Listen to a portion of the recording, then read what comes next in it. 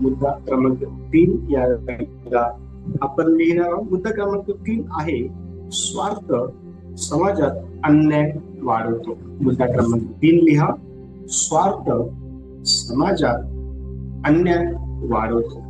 आज समाजामध्ये आपण राहत असताना सर्वात जास्त आपल्याला अन्याय दिसून येतो आणि हा अन्याय आज समाजामध्ये इतक्या मोठ्या प्रमाणात वाढण्याचं मागचं कारण जर काय आहे तर ते आहे स्वार्थ. असे अनेक कारण आहेत आणि त्या अनेक कारणातील एक कारण आपण आजच्या संध्याकाळच्या वेळेला काय करत आहोत, अध्ययन करत आहोत. आणि स्वार्थ जो आहे, स्वार्थ समाजामध्ये अन्याय जो आहे तो वाढत असतो. आणि जेव्हा पुढारी लोक स्वतःचा फायदा पाहतात त्यावेळेला ते गरीब, दुबळे, अनाथ, निरापराधी, विधवा जे आहे अशा लोकांना ते पीडित असतात. कारण त्यांचा फायदा जो आहे त्या ठिकाणी त्यांना करून घ्यायचा असतो. आणि आज सर्वात जास्त जर आपण आध्यात्मिक क्षेत्रामध्ये देवाने ज्या पुढाऱ्यांना सेवा करण्यासाठी पाचारलं त्यांचं पाचारण हे सुरुवातीच्या काळामध्ये चांगलं होतं. पण जसं त्यांच्यामध्ये स्वार्थ हा काम करू लागला तसं ते त्यांच्या पाचारणाला विसरले आणि त्यांनी देवाच्या सेवेमध्ये विपरीतरित्या काम जे आहे करायला सुरुवात केली. आणि त्या कामामुळे आपण पाहतो की अनेक अन्याय जो आहे तो वाढलेला आहे. येणाऱ्या दिवसांमध्ये पुढाऱ्यांचा अन्याय कशा प्रकारे होतो हे आपण शिकणार आहोत. आणि आपण पाहतो की हे जे पुढारी आहे हे पुढारी न केवळ आजच्या वर्तमान समयामध्ये आपल्याला पाहायला भेटतात, परंतु हे पुढारी पवित्र शास्त्रामध्ये देखील आहे. आणि न केवळ हे पुढारी आपल्याला पवित्र शास्त्रामध्ये पाहायला भेटतात, परंतु हे जे पुढारी आहे हे आपल्याला आजच्या वर्तमान समयामध्ये देखील देवाच्या सेवेमध्ये असलेले पाहायला भेटतात. आणि निखा जो आहे ह्या पुढाऱ्यांविषयी अनेक गोष्टी आत्म्याच्या प्रेरणेने त्याच्या पुस्तकामधून सांगितलं आपल्याला दिसून येतो. आणि बघा, ज्या वेळेला आपण निखा याचा 3रा अध्याय आणि वचन 11 आपण वाचतो तर त्या ठिकाणी पुढारी कशा प्रकारे लाच खातात किंवा पुढारी कशा प्रकारे न्याय विपरीत करतात आणि स्वतःचा जो काही स्वार्थ आहे तो पूर्ण पाहतात या संबंधी काय लिहिलेलं आहे ठिकाणी. मिखा याचा 3रा अध्याय आणि वचन 11 पहा.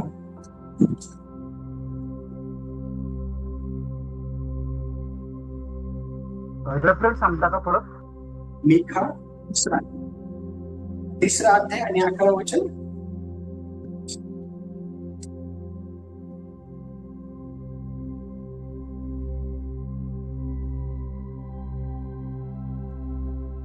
तिचे प्रमुख लाच 3रा अध्याय आणि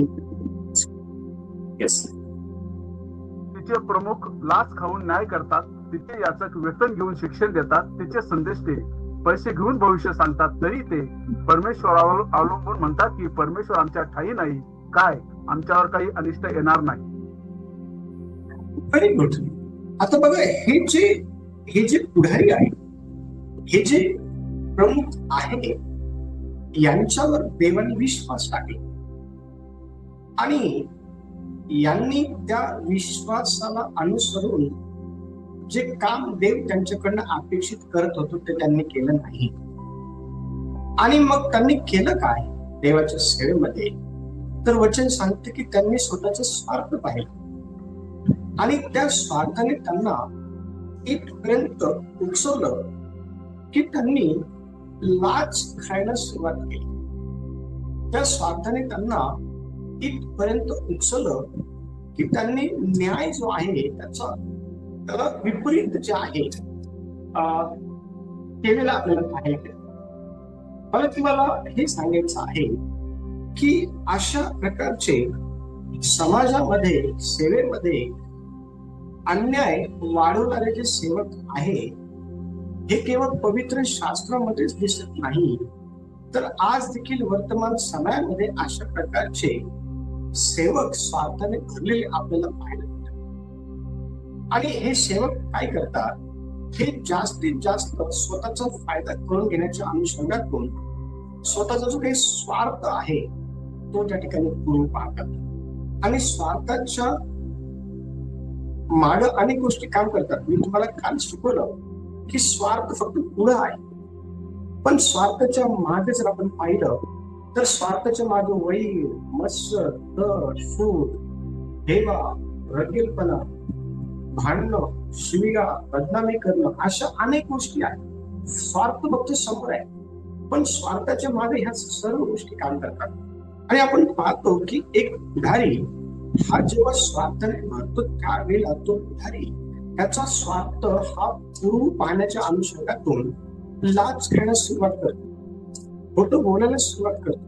ज्या गोष्टी देव अपेक्षित करत नाही अशा प्रकारच्या गोष्टी करून तो देवाची सेवा जी आहे तो भ्रष्ट करून टाकतो. देवाने त्यांना ज्या गोष्टीसाठी निवडलेला आहे त्या गोष्टीच्या विपरीत काम जे आहे ते पुढारी करतात. आणि लक्षात हे पुढारी काय करत आहे ही गोष्ट आपल्याला मिखा त्याच्या 3ऱ्या अध्यायाच्या 11व्या वचनातून जे आहे सांगताना दिसले. हे जे पुढारी आहे हे लाच खाणारे पुढारी आहे. हे जे पुढारी आहे हे न्याय विपरीत करणारे पुढारी आहे. आणि हे अशा प्रकारे लाच खाण्याचं मागचं कारण काय आहे, न्याय विपरीत करायचं मागचं कारण काय आहे, तर त्या ठिकाणी त्यांनी त्यांचा स्वतःचा काही स्वार्थ आहे तो बघितलेला. आणि बघा येशया देखील ह्या पुढाऱ्यांसंदर्भात अनेक गोष्टी सांगतो. ज्या वेळेला आपण येशयाचे पुस्तक 1 अध्याय आणि वचन 23 आपण वाचतो, बघा तिकडे काय म्हटलेलं आहे. येशया त्याचा 1 अध्याय आणि वचन 23, तुझे सरदार बंडखोर व चोरांचे साक्षीदार झाले आहेत.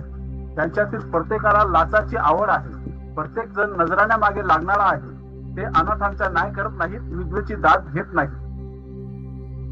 Very good. पण किती स्पष्टपणे ह्या ठिकाणी येशया ह्या पुढाऱ्यांविषयी बोलत आहे. येशया अतिशय स्पष्टपणे ह्या पुढाऱ्यांविषयी म्हणत आहे की जे पुढारी आहेत ते बंडखोर आहे. आणि त्यांनी बंडखोर हा जगामध्ये नाही तर देवाच्या सेवेमध्ये केलेला आहे. आणि त्यांना बंडखोरपणा का करावा लागला, कारण त्यांनी जर तो बंडखोरपणा केला नसता तर त्यांचा जो स्वार्थ आहे तो पूर्ण झाला नसता. त्यांना त्यांचा स्वार्थ पूर्ण करायचा होता म्हणून त्यांनी देवाच्या सेवेमध्ये बंडखोरपणा केला. वचन सांगते की चोरांचे साथीदार झालेले आहेत. प्रवेश ख्रिस्त हा ज्या वेळेला मंदिरामध्ये गेला त्यावेळेला अशाच प्रकारची जी काही परिस्थिती आहे ती त्या मंदिरामध्ये झालेली येशूच्या निदर्शनामध्ये आली. आणि येशूने कोळा बनवून त्या मंदिरामध्ये असलेले सर्व जे काही भ्रष्ट, सर्व लाच घेणारे, देवाच्या मंदिराला खरं करणारे जे पुढारी आहेत त्यांना मंदिरातून बाहेर सोडून दिले. आणि त्यांना धडा शिकवलं की माझं मंदिर जे आहे, माझ्या बापाचे जे घर आहे हे प्रार्थना करण्याचं ठिकाण आहे. जे तुम्ही व्यापाराची दुहा केली, लुटारूंची दुहा जे करून टाकली. आज देखील देवाच्या सेवेमध्ये अनेक पुढाऱ्यांनी देवाच्या सेवेला जे आहे लुटारूंची दुहा करून टाकलेली आहे. आणि ही गोष्ट येशयाला ज्यावेळेस कळाली त्यावेळेला येशया 3ऱ्या अध्यायाच्या 23व्या वचनातून हे म्हणत आहे की तुझे जे पुढारी आहेत ते बंडखोर व चोरांचे साथीदार झाले आहे. त्यातील प्रत्येकाला लाचाची आवड आहे. प्रत्येक जण नजराला मागे लागलेला आहे. वचन सांगते की तो अनाथांचा न्याय करत नाही आणि विधवेची दाद जी आहे देवाने त्यांना खाली निवडलं. आणि ते काय करतात आज देखील अशा प्रकारेच देवाच्या सेवेमध्ये काही अंशी अनेक पुढारी आपल्याला बंडखोरी करताना, चोरांची साथ देताना, अनेक पुढारी आपल्याला जे आहे ना लाच खाताना, मोठ्या गोष्टी पसरवताना, अनाथ आणि विधवांना त्रास देणाऱ्या दिसून येत आहेत. आणि येशया इथपर्यंत थांबत नाही तर तो 10व्या अध्यायाच्या 1 आणि 2 वचनावर देखील काही महत्वाच्या गोष्टी अशा प्रकारच्या पुढाऱ्यांविषयी सांगतो जे देवाच्या सेवेमध्ये अन्याय जो आहे पेरलेला, समाजामध्ये अन्याय जो आहे त्यांनी पेरलेला अशा सेवकांबद्दल येशया 10व्या अध्यायाचे 1 आणि 2 वचन काय म्हणत आहे.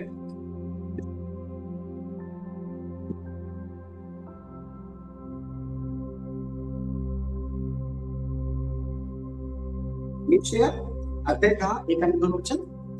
जे अन्यायाचे निर्णय करतात व जे लेखक उपद्रवकारक ठराव लिहितात त्यांना धिक्कार असो. ते दात मागणाऱ्या दुबळ्यांना धुडकावून लावतात व माझ्या प्रजेतल्या गरिबांचे हक्क बोलवतात. ते विधवांना लुटतात व पोरक्यांना नागवतात. Very good. बघा, ह्या गोष्टी करण्यासाठी देवाने त्यांना उदाहरण दिलं नाही. देवाने त्यांना ज्या गोष्टी करण्याकरता पुढारपण दिलं आणि ज्या गोष्टी त्यांनी केल्या पाहिजे होत्या त्या त्यांनी बाजूला सरसवून टाकल्या. आणि आता हे जे पुढारी आहे काय करत आहे, स्वतःचा स्वार्थ जो आहे हा पूर्ण व्हावा यासाठी त्यांनी देवाच्या सेवेमध्ये अन्याय जो आहे त्याला जास्त वाव दिलेला. अन्यायाला जास्त त्या ठिकाणी वाव जर दिलेला. आणि कशा प्रकारे ह्या पुढाऱ्यांनी अन्यायाला वाव दिलेला आहे, तर हे पुढारी अन्यायाचे निर्णय जे आहेत ते घेतात चांगल्या लोकांनी. जे लोक चांगले आहेत, प्रामाणिक आहेत, जे लोक देवाचं भयभक्ती जीवन जगणारे आहेत, जे लोक खऱ्या अर्थाने सन्मानाचे पात्र आहेत, अशा प्रकारच्या लोकांविरुद्ध हे जे पुढारी आहे हे अन्यायाचे निर्णय जे आहेत ते घेतात. हे पुढारी आपण पाहतो की त्यांच्यामध्ये उपद्रव करणारे जे काही ठराव आहे ना, इतरांच्या जीवनामध्ये उपद्रव होईल अशा प्रकारचे जे काही ठराव होईल अशा प्रकारचे ठराव हे पुढारी लिहित असतात. हे जे पुढारी आहेत ना, हे न्याय मागणाऱ्या गरिबाला धुडकावून जे लावतात. हे जे पुढारी आहेत ना, हे पुढारी लोकांचे हक्क जे आहेत ते मारतात. अनेक पुढारी चोऱ्या करतात. अनेक पुढारी देवाच्या सेवेमध्ये. मी अनेक पुढाऱ्यांचे उदाहरणं जे आहेत ते तुमच्या समोर ठेवू शकतो चर्च, की ज्यांनी देवाच्या सेवेमध्ये चोऱ्या ज्या आहेत ते केलेल्या आहेत. देवाने त्यांना निवडलं कशासाठी आणि त्यांनी देवाच्या सेवेमध्ये काय केलं, तर ह्या ठिकाणी येशू सांगतो की हे लोकांचे हक्क मारतात, हे देवाच्या सेवेमध्ये चोऱ्या करतात. हे जे पुढारी आहेत ना, हे लोकांना लुटतात आणि अशा प्रकारे परक्यांना नागवतात. आणि अशा प्रकारे हे पुढारी देवाच्या सेवेमध्ये जायला अन्याय वाढवतात. आणि ह्या पुढाऱ्यांमुळेच तर आज खऱ्या अर्थाने देवाच्या सेवेमध्ये मोठं अडखळण निर्माण झालंय.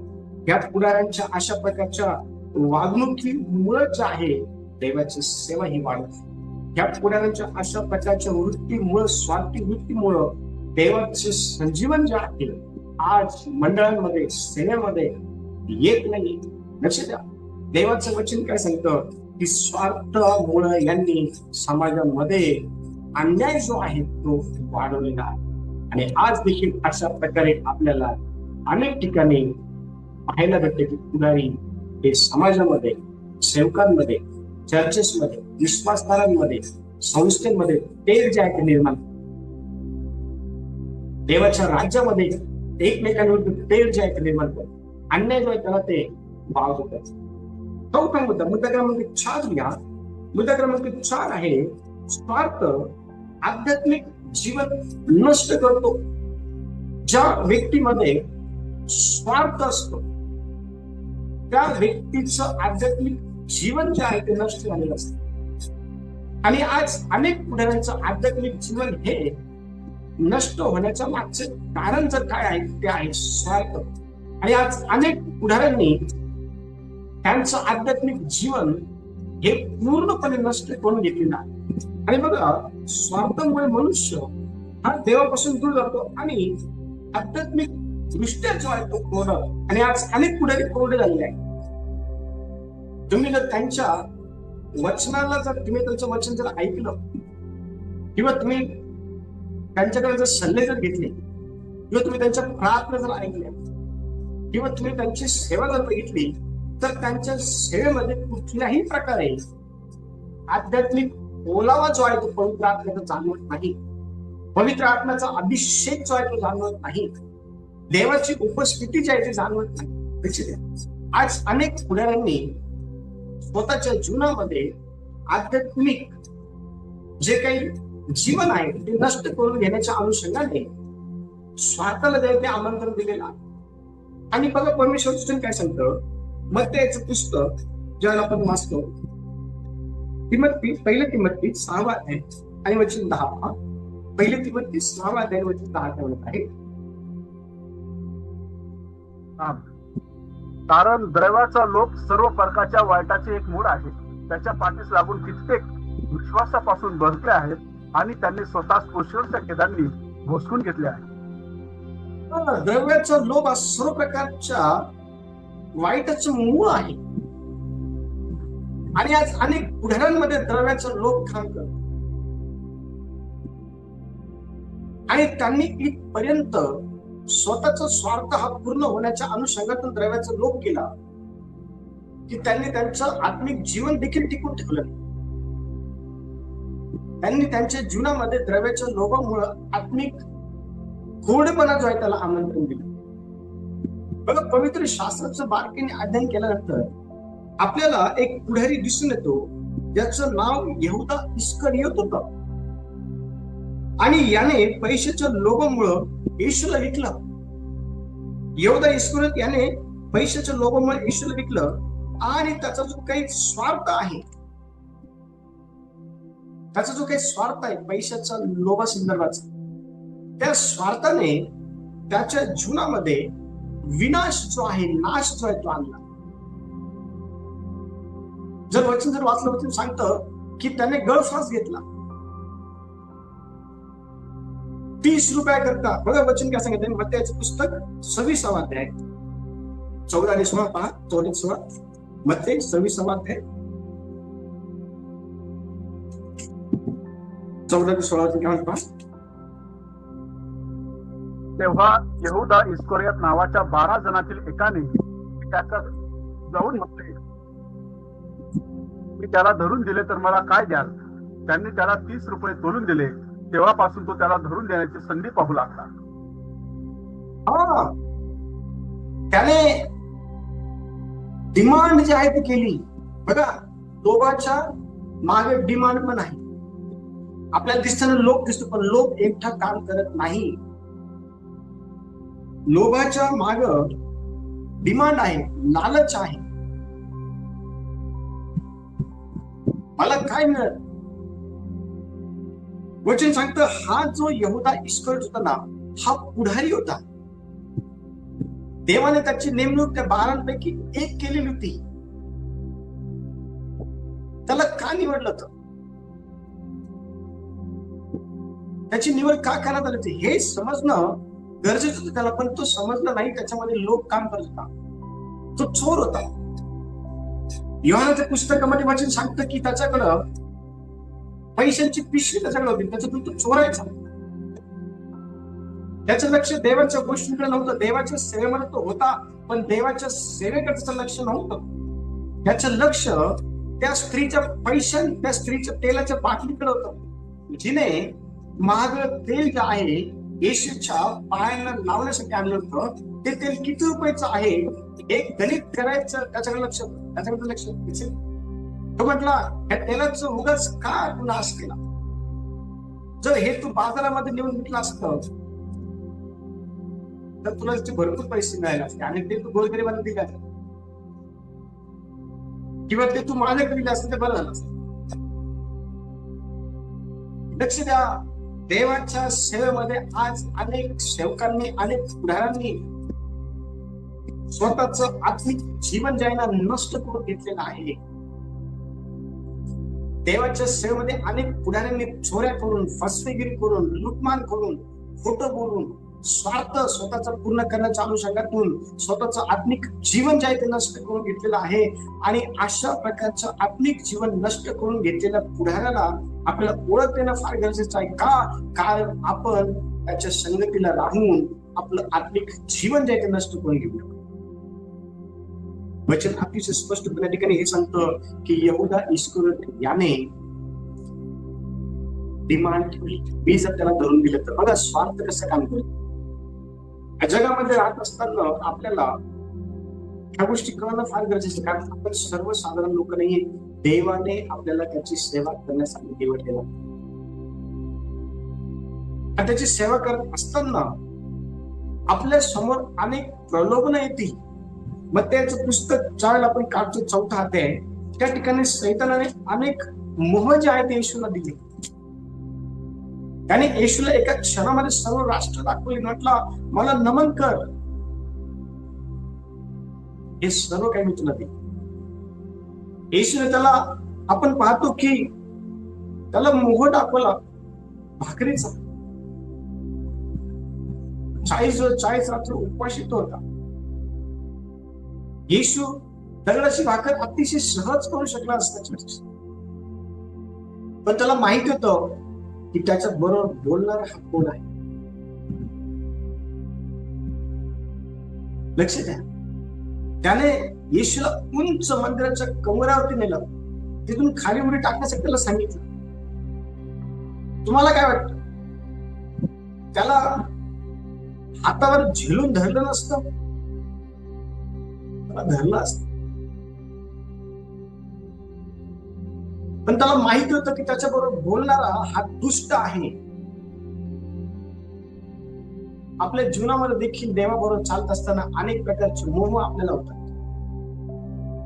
अनेक प्रकारचे प्रलोभन आपल्या जीवनामध्ये काम करायला येतात, आपल्याला अडकवण्यासाठी, आपल्याला पाडण्यासाठी, आपलं आध्यात्मिक जीवन नष्ट करण्यासाठी. पण त्यावेळेला आपण कशा प्रकारे त्या मोहाबरोबर डील केली पाहिजे हे पवित्र आत्म्याकडून शिकणं फार गरजेचं आहे. हे आपल्याला पवित्र आत्म्याकडनं शिकणं फार गरजेचं आहे. आणि पवित्र आत्मा हा आपल्याला शिकवल्याशिवाय राहणार नाही. 6वा मुद्दा, 5वा मुद्दा क्रमांक 5 लिहा. स्वार्थ दुसऱ्यांना दुःख आणि वेदना देतो. मुद्दा क्रमांक 5 लिहा. स्वार्थ दुसऱ्यांना दुःख आणि वेदना देतो. आणि आज अनेक ठिकाणी लोक दुःखामध्ये आहेत, आज अनेक ठिकाणी लोक वेदनेमध्ये आहेत. आणि ते दुःखामध्ये आणि वेदनेमध्ये काय गेले माहिती का? कारण पुढारी त्यांच्याबरोबर स्वार्थाने आले, पुढाऱ्यांनी त्यांचा विश्वासघात केला, पुढाऱ्यांनी त्यांना धोका दिला. आज अनेक लोक दुःख का करत आहे? आज अनेक लोक हे वेदना का सहन करत आहे? कारण पुढाऱ्यांकडनं ज्या गोष्टींची अपेक्षा त्यांना नव्हती त्या गोष्टी पुढारी त्यांच्याबरोबर केल्या, आणि म्हणून ते वेदनेमध्ये आहे, म्हणून ते दुःखामध्ये आहे. लक्ष द्या, स्वार्थी निर्णयामुळं अनेक निरपराधी लोक दुःख सहन करत असतात, अनेक निरपराधी लोक अश्रू जे आहेत ते घालत असतात, अनेक निरपराधी लोक नुकसान जे आहे ते सहन करत असतात, अनेक निरपराधी लोक हा मानसिक छळाचा सामना जे करत असतात ह्या स्वार्थी पुढाऱ्यांमुळे. देवाचं वचन अतिशय स्पष्टपणे आपल्याला सांगतं, ज्या वेळेला आपण उपदेशकाचं पुस्तक 4 अध्याय आणि वचन 1 काय म्हणत आहे, नीतिसूत्राच्या पुस्तकानंतर, मग ह्या भूतलावर चालू असलेल्या सर्व जुलमांचे मी पुन्हा निरीक्षण केले. तेव्हा पहा, गांजलेल्यांचे अश्रू गळत आहेत, पण त्यांचे सांत्वन करणारा कोणी नाही. त्यांच्यावर जुलूम करणाऱ्यांच्या ठाई बळ आहे, पण गांजलेल्यांचे सांत्वन करणारा कोणी नाही. गांजलेल्यांचे सांत्वन करणारा, रडणाऱ्यांचे सांत्वन करणारा, दुःखाचं सांत्वन करणारा, मानसिक त्रासाचं सांत्वन करणारा कोणीही नाहीये. कारण जे होते ते भ्रष्ट झाले, जे होते त्यांनी लाच घेतली, जे होते त्यांनी चोरी केली, जे होते त्यांनी बदनामी केली, जे होते त्यांनी दुःख दिलं, त्यांनी अश्रू दिले. आता कोणी उरलेलं नाही. ज्यांच्याकडनं अपेक्षा होतात तेच लोक भ्रष्ट झाले, तेच पुढारी भ्रष्ट झाले. उपदेशक अतिशय स्पष्टपणे ठिकाणी सांगत आहे, गांजलेल्यांचं सांत्वन करणारं कोणी नाहीये. पवित्र शास्त्राचं बारकाईने अध्ययन केल्यानंतर आपल्याला कळतं, निर्गमनाचं पुस्तक 5वा अध्याय आणि 1 ते 9 वचनामध्ये फारोने देखील स्वतःचा स्वार्थ पाहिला, आणि फारोने स्वतःच्या स्वार्थामुळं इस्रायल लोकांना गुलामगिरीमध्ये ठेवलं आणि त्यांना खूप भयंकर असा त्रास दिला. आज देखील अनेक पुढारी स्वतःचा स्वार्थ पाहतात आणि अनेकांवरती बॉसगिरी करतात, धमकी देऊन अनेकांना चुकीच्या गोष्टी करण्याकरता मजबूर करतात, धमकी देऊन त्यांच्या पापामध्ये अनेक पुढारी जे आहे ब्लॅकमेल करून त्यांच्या पापात लोकांना सामील करून येतात. अनेक पुढारी जे आहे आज अशा प्रकारे लोकांना त्रास देऊन जे आहे त्यांचा स्वार्थ पूर्ण पाहू पाहतात. लक्ष द्या, पण देव सर्व गोष्टीकडे पाहतो. देवाला सर्व काही कळतं. देवाचं सांगतो बघा, निर्गमाचा 5वा अध्याय आणि 1 ते 9 वचनामध्ये काय म्हणत आहे. निर्गम 5वा अध्याय आणि 1 ते 9 वचन. नंतर मोशे व अहरोन फारोकडे जाऊन म्हणाले, इस्रायलचा देव परमेश्वर सांगत आहे की माझ्या लोकांनी माझ्या पितराच्या रानात उत्सव करावा म्हणून त्यांना जाऊ द्यावे. तेव्हा फारो म्हणाला, हा कोण परमेश्वर की ज्याचे ऐकून इस्रायला जाऊ द्यावे. मी त्या परमेश्वराला जाणत नाही आणि इस्रायलाच काही जाऊ देणार नाही. ते म्हणाले, इब्राहिमच्या देवाने आम्हाला भेट दिली तर आता आम्हाला 3 दिवसाच्या वाटेवर रानात जाऊ द्यावे आणि आमचा देव परमेश्वर याला यत्न करू द्यावा. असं न केल्यास तो कदाचित पटकीने अथवा तलवारीने आमचा समाचार घे. मिस्राचा राजा त्यांना म्हणाला, हे मोशे, हे अहरोना, तुम्ही लोकांना काम सोडून जायला का लावतात. तुम्ही आपल्या बिगार कामावर चालते व्हा. फारो आणखी म्हणाला, पहा, देशातले लोक आता पुष्कळ आहेत आणि तुम्ही त्यांना बिगार काम सोडून जायला लावला. त्याच दिवशी फारोने त्या लोकांचे मुकादम व त्यांचे नायक यांना आज्ञा केली की विटा करण्यासाठी तुम्ही या लोकांना आजवर गवत देत आलात तसे यापुढे देऊ नका. त्यांनी स्वतः जाऊन गवत मिळवावे. तरी आजवर जेवढ्या विटा त्यांना कराव्या लागत होत्या तेवढ्या त्यांच्याकडून करून घ्या. त्यात काही कमी करू नका.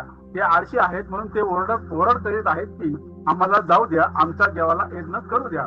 त्या लोकांवर अधिक काम लादा, म्हणजे ज्यांच्यावर कामाचा बोजा पडून ते ह्या खोट्या बोलण्यावर विश्वास ठेवणार नाही. बघा, व्हेरी गुड. कशा प्रकारे फारोने जे आहे इस्रायल लोकांवरती जुलूम जो आहे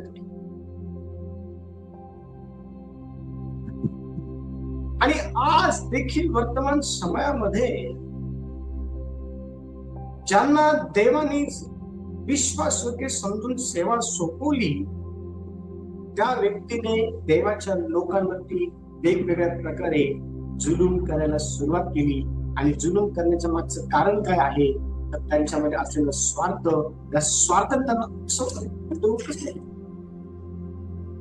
उकसवले गेले. आणि आज देवाची सेवा जी आहे ना अडखळली गेलेली आहे.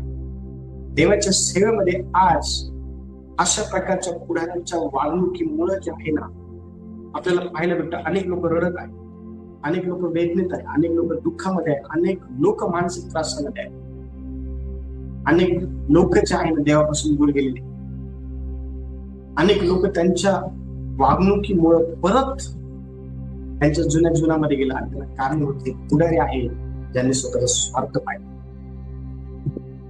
ज्यांनी स्वतःचा स्वार्थ जगला. आणि अशा प्रकारचे पुढारी आज देखील वर्तमान समयामध्ये आपल्याला पाहायला मिळतात. पण आपण जपून राहणं फार गरजेचं आहे. का?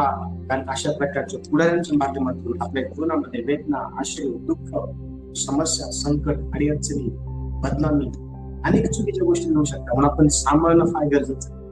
अशा प्रकारचे जे पुढारी आहे, जे स्वार्थाने भरलेले आहे, हे समाजामध्ये अन्याय जो आहे तो पेरतात आणि हे आपल्याला देखील त्यांच्यासाठी काम करायला मजबूर करतात. म्हणून आपण ह्या पुढाऱ्यांपासून दूर राहणं फार गरजेचं आहे. हे जे पुढारी आहे ज्यांचं काही स्वार्थ काम करतो, यांनी स्वतःचं आत्मिक जीवन नष्ट करून घेण्याच्या अनुषंगातून जे आहे ना स्वार्थाला आमंत्रण दिलंच आहे. तर ते आपल्या जीवनामध्ये देखील अशा प्रकारे आपलं आत्मिक जीवन नष्ट करण्याच्या अनुषंगातून आपल्याला देखील स्वार्थाला आमंत्रण द्यायला मजबूर करतील.